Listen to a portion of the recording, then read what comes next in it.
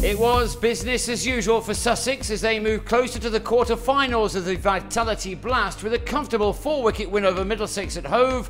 Ollie Robinson, the match winner, with a career-best performance.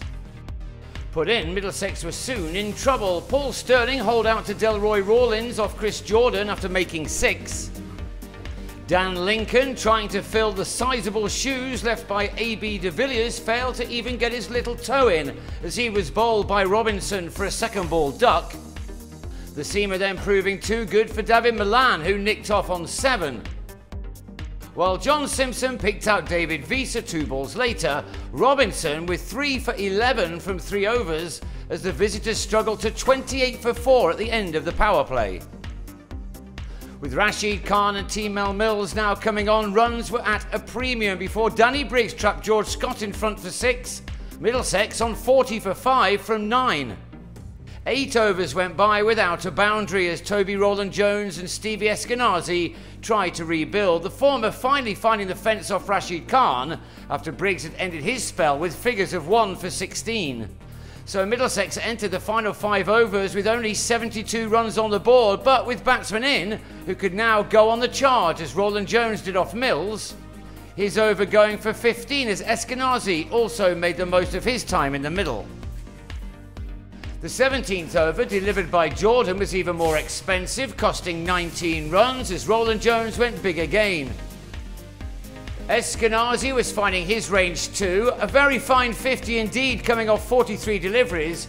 He'd helped bat his side into this contest. The partnership ended on 75, Robinson on target again to remove Rowland-Jones for 40 to finish with career best figures of 4 for 15. Eskenazi ended on 57, his side completing their innings with a total of 127 for 6. And that soon looked competitive as Phil Salt hit Tom Helm to Nathan Souter after making 2. While Laurie Evans was held by Milan off Mujib-ur-Rahman, the Sharks slipping to 15 for 2 from 3 overs. Luke Wright steadied the ship, a couple of boundaries seeing his team get to 40 for 2 at the end of the power play.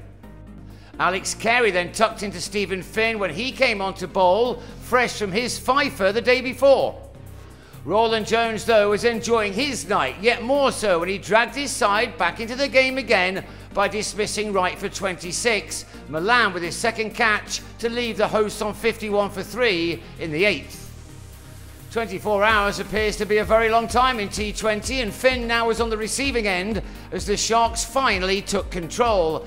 David Visa took him for 17 runs in an over, including these 2 maximums. Visa's all-out attack did bring about his downfall, but only after he'd blasted 26 off 15 balls. Finn a happy man to hold on to the chance off Souter. The leg spinner also did for Carey for 32 in his next over, but by then only 20 runs were required from 40 deliveries.